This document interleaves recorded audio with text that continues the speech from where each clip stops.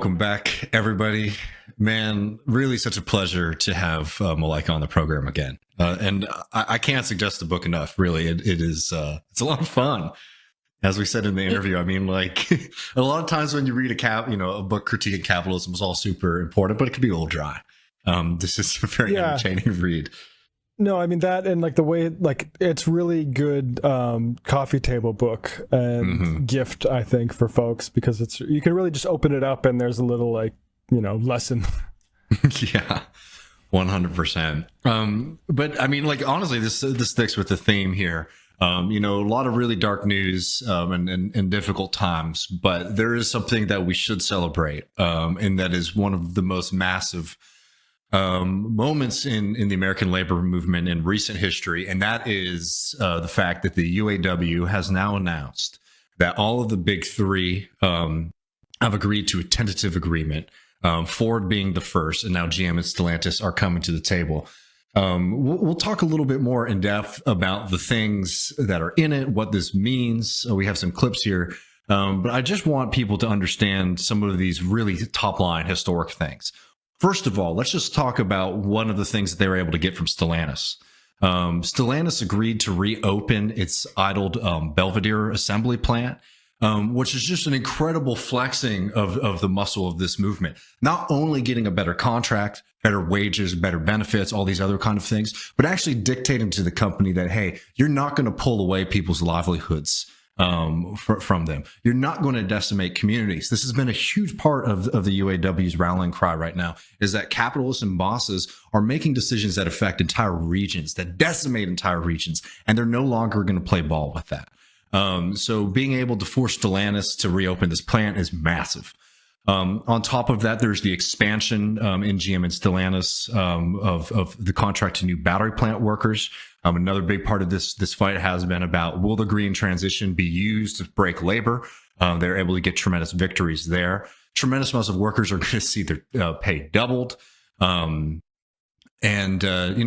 this all comes from the success of the stand-up strike. The stand-up strike has been proven as a tremendously effective tool.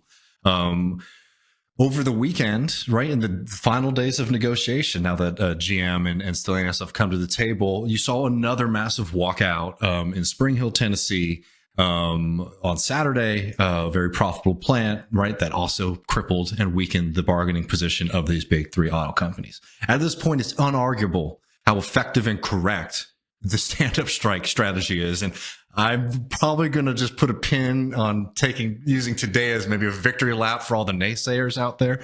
But a tremendous victory, and, full solidarity to the UAW and Shawn Fain. And maybe, Matt, I know you probably have plenty to say about this. We have some more updates. But let's just really briefly, let's go to the big dog himself, Shawn Fain. Just a couple seconds of him announcing this victory here, because, they deserve all the celebration they can get. We have won record agreements at Ford, Stellantis, and now GM. We have united our membership like never before. We have shown the companies, the American public, and the whole world that the working class is not done fighting. In fact, we're just getting started. And on that, just getting started, I think we can get there in just a second. There's been some pretty significant trickle-down effects, but I don't want to hog the microphone, Matt. I know you're just as amped about this as I am. I mean, fuck yeah. There's always the fear when a moment like this happens that it ends in failure, defeat. This is a pretty big event here. Yeah, I mean, I can't, like, just the stakes here, and I wanted to believe in the stand-up strike, and everything I read about it was like, yeah, this seems like a good idea. You still don't know, right? It's like almost like anything can happen on game day, and to see them get all three secured and be able to send these things back to their membership, it's inspiring, and I must admit I feel a sense of relief, because we've seen things like this go the opposite way, and the message that it sends And again, maybe we're getting a little bit ahead of ourselves, but like if I am any kind of factory worker, especially in the automotive industry, I look at these sorts of victories and I'm like, guys, we need that here. Yes. And like that's Fane bringing home the goods. I mean, it would just be irresponsible. We can't talk about this if we don't talk about this other demand, this other aspect of these announcements. Well, just really fast, I just want to remind people, because I know everyone has different experiences and levels of knowledge about this. This is something that cynics and people who want to see these movements fail oftentimes utilize to confuse people. These are tentative agreements. What does that mean? It means that in principle, the company and the negotiating team have come to an agreement. Who gets the final say here? Is it secret union bureaucrats behind closed doors? No, it's the membership. So now the membership has the opportunity to have their voice heard. We'll play some clips of some workers reacting to this deal in a second, but just don't let anybody get away with saying, "Oh, well, you know, they were scared and they negotiated this secret deal behind closed doors." No, the workers get full access to the deal, and they will decide whether or not they want to accept it. Very likely that they will, because it is a damn good deal. But it's not my position one way or the other to say what these workers should do. But you can't sit here and say that this has been, a failure. It's been a massive success. And what does this mean for the labor movement as a whole? It's massive. So here's Shawn Fain announcing this first deal. I believe this is their first announcement on Ford. I think this was all big three. Anyway, this has been moving pretty fast. But listen to what he says here. And anyone who thinks that, this means that the UAW is done fighting or the fight being over, you're going to be in for a big surprise here. We went to each of the big three and proposed an expiration date of April 30th, 2028. We did this for several reasons. First, this allows us to strike on May Day, or International Workers' Day. May Day was born out of an intense struggle by workers in the United States to win an 8-hour day. That's a struggle that is just as relevant today as it was in 1889. Even though May Day has its roots here in the United States, it is widely celebrated by workers all over the world. It's more than just a day of commemoration. It's a call to action. We invite unions around the country to align your contract expirations with our own, so that together we can begin to flex our collective muscles. If we're going to truly take on the billionaire class and rebuild the economy so that it starts to work for the benefit of the many and not the few, then it's important that we not only strike, but that we strike. This is it. This is why we've been supportive of Shawn Fain and the UAW, just like we're supportive of unions across the board. But the reason we have been extrally, excited and motivated and passionate about this is because Shawn Fain has been using the language of class war from the get-go. He's been talking about how the strike is not just for the UAW members, but it's for a working class as a whole. And this is putting that strategy in alignment here. What is he demanding here? He is saying to all of the other unions across the country to have your contracts expire on this same day, so that the next time, that workers need to go on strike, they can be able to do it collectively. So it's not just shutting down the automotive industry. It's not just shutting down the shipping and logistics industry. It's not just shutting down, railroads or things like that. It's the working class as a whole, building out the capacity to do something that we haven't seen in this country in a damn long time, which is a general strike. That is the kind of thing that he's talking about here, is the kind of thing that takes tremendous amounts of organizing, by the way. It's not just some kind of wish or thing that you declare. It's something that takes a lot of effort, work, and strategizing to be able to do. And this is laying down the foundation to be able to do this across the board. It is one of the most important developments and dynamics in the labor movement in my lifetime, and probably in a century, frankly. Matt, you're muted. Sorry. I think, like, when I read about Walter Reuther, there's a book, The Most Dangerous Man in Detroit, I believe, that's available online. And it goes like helped organize with the UAW the March on Washington for Jobs and Freedom.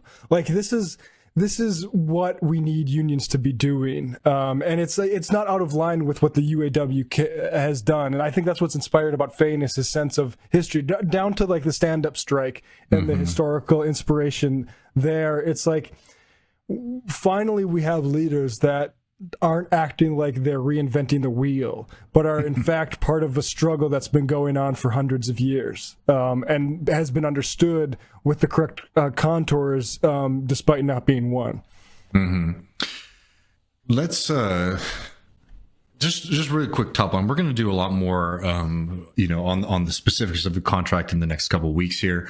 But just some quick highlights. We went over a few of them before, but just specifically on the Ford contract. This is from a labor notes story by Dan DiMaggio, titled "Big Three Buckled as Stand-Up Strike Spread," which is an incredible title there. Says 25%, this is the Ford plants, 25% wage increases over 4.5 years, including 11% immediately. It reinstates COLA, cost of living adjustments, a major goal. And this is, again, something, if you're not familiar with the labor movement in this country, you might miss. Cost of COLA, as it's known, cost of living adjustments mean that in addition to your kind of, yearly raises, there is just automatic cost of living adjustment. So that means if there's inflation, if the cost of living in your community goes up significantly, your wages just go up. They don't even have to negotiate that. That is, there's formula, it's calculated, and that is on top of the salary increases that you get from the first bit. That's massive in a country where we have seen wage gains be eaten up by inflation for decades. This is something that people for years said, "Oh, COLA will never come back. COLA is, a thing of the past." Well, they want it, and it is something that's incredibly massive. It will take only 3 years now to get to top pay as a UAW worker at the Ford plants, rather than 8. And temporary workers who are currently employed will be transferred to full-time after 90 days. And from now on, new temporary hires will be transferred over to full-time employees in just 9 months, a process that used to take years. Right. So there are some things that they didn't get the full extent of what they demanded, but they got tremendous, tremendous victories from the companies. And remember, the companies, when we first started covering this, man, I mean, what did the companies say? We've provided everything that we can. Bullshit. The UAW you are going to destroy. I mean, it's been so infuriating because their tone was, if you fuck this up for us, we might not have an auto industry in this country. And you look at the reality, it's like, well, why have you been doing stock buybacks? Why haven't you been reinvesting into this company, right? And because it's all lies. It's because criminals run these organizations, a whole class called executives, and all they care about is pumping up the stock market so their compensation is higher. They don't care about the long-term success or even health of these businesses. So, I mean, this is... honestly, people should feel patriotic, frankly, about what's happened here.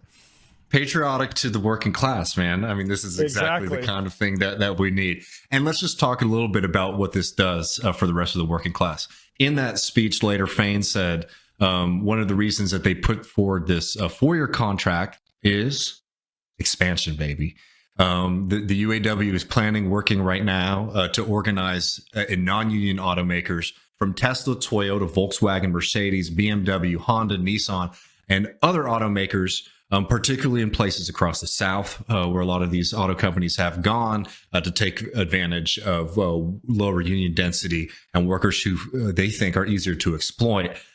This has been a pretty massive shift, and we'll talk about some of the trickle-down effects in just a second, but just quoting Shawn Fain himself, he says, when we return to the bargaining table in 2028, it won't just be with the big 3, but with the big 5 or the big 6, he said. So they're talking real stuff here, not just the old kind of defensive posturing that we've gotten from American labor, right, which has been under assault for decades. We're going to protect what we got. He says, no, we're going to take more, get a bigger contract, and we're also going to utilize that to springboard and expand. Huge news already, just days after these first announcements came out. Bloomberg is reporting Tesla's workers at Tesla's Fremont, California car factory have formed an organizing committee with the United Auto Workers Union right now. So there's a huge union push that's going on in Fremont, California. We'd like to see that all across Tesla facilities across this country. And what does this mean for people who work for Toyota and a lot of these other car companies? This here from More Perfect Union, quoting the Labor Notes story. Right after the UAW announced they're trying to organize other auto plants across the United States, Labor Notes was contacted by a Toyota worker in Alabama who said management had called an emergency meeting. They say Toyota is raising pay, top pay to $32 an hour. And that Labor Notes reporter is somebody who you should definitely be following and reading, is Louise Feliz Leon, who said on Twitter just this afternoon, Labor Notes, me, has been in touch with workers at Toyota, Alabama, and Kentucky, including other auto workers at Mercedes, Hyundai, etc. So it wasn't out of the blue. Look out for another Labor Notes story on how the UAW wins are reverberating across the auto sector. And if you just give me 1 second, I'll pull up more of his reporting here, where we are already getting, a response from the companies, and it's a response of fear, which means that they are already trying to raise benefits for workers. Toyota is scared. Text from a source, graphics circulating on Facebook. Wage increases at Toyota, again, a non-union facility, along with this text that Lewis shared with everybody. Toyota gave us an emergency meeting today and told us that we were getting a pay raise and shorter top out time to look similar to what happened at the Big Three. It's exactly what the union won and not better, but after 4 years, you top out at 32 instead of it being 8 years. So we're already seeing trickle down effects for workers, even in the non-union sector. And what does this mean for all those people? Hey, being in a union makes a lot of sense because it gets you good things. Yeah. Yeah, I'm sure it's just a coincidence that Toyota decided to, I guess it's Christmas today. Well, and I guess they didn't have the money. No, they all have the fucking money. And yep. It's very, very clear here. So we'll have more on this. But before we go, I did want to share some voices from the labor movement, some reactions from workers themselves. This was shared by More Perfect Union as well, which we all know is an incredible source on the American labor movement. But yeah, we'll just play a couple minutes of this. This is workers reacting to this deal here. I think the last time there was a wage increase of that size was back in the 1940s or 1950s after the end of World War II. It's a record contract. That absolutely is. They're not wrong when they say these are some of the biggest gains we've had since at least I've started. Yeah, and I have to see the details, but the raise sounds substantial, right? Not quite where we wanted to be, but it's substantial. I've seen our standard of living decline contract after contract, and this contract offers us an improvement in our. Don't know why I did that. Sorry. It was back in the 1940s or 1950s after the end of World War II. It's a record. So, I mean, this is just a massive, victory here, and it will go back to the workers and people decide, but it's already having trickle-down effects. The stand-up strike was a tremendously correct and effective strategy. The labor movement's not going anywhere, folks. It's about to get even realer and expand even more. And we're very thankful to the people in the UAW, all the folks who did the work, not just during the strike, but to democratize and open up that union. Let's not forget that Shawn Fain is elected because you saw this massive democratization process within the United Auto Workers Union. This is what happens when you have more democratic unions, folks. This is why those fights, even within the union, are important to put more power in the hands of the members. This is the kind of stuff that can get delivered then. So I want to see a hell of a lot more of it. Thank you very much, Mr. President Shawn Fain, the only president I respect, and looking forward to what's next. Yesterday in studio, I had a really good Fain impression going that I feel like I might need to I've been working on mine too. Look, all you busters that said we shouldn't do the stand-up strike, SMD. And now I think everyone, we need to get some of those Eat the Rich hoodies for Left Reckoning, I think. Absolutely. But man, hell yeah, y'all. I mean, in a time, it's a very difficult and dark time. We're all going through it. Everyone is devastated about what's going on across the globe, particularly in Gaza. But this is a bright spot. And it also is the pathway forward from everything to improving the lives of American workers, but also to building up the movements that can push back against this imperialism and destruction abroad. It's going to take the working class to take a leading role in politics and in the society. And this is exactly how that kind of thing starts in earnest. Yes, and one other note is, as we grow this labor movement, it will be able to stand up for, I think, broader issues. Like I believe it's Swedish or some Scandinavian country where that deals isn't going to make anything for Israel, right? Like that's the way to actually address this thing. Now it's tough because these sorts of foreign policy things have always been difficult for American labor to deal with. They've been used as a wedge issue, but without them there, like, I mean, just look at the past couple of weeks as we've had this victory. If we hadn't had any sort of labor movement, even in the past couple of years, we would just have the cravenness of the Biden administration and the dead end that represents. And, the scale of what we're seeing in Gaza right now is different, but that's pretty much what you get from the status quo American establishment. So we need to push on these other levels to try to get some sense of justice back into politics. Absolutely. And without this is the only way that things are going to change, because the status quo is not an option anymore.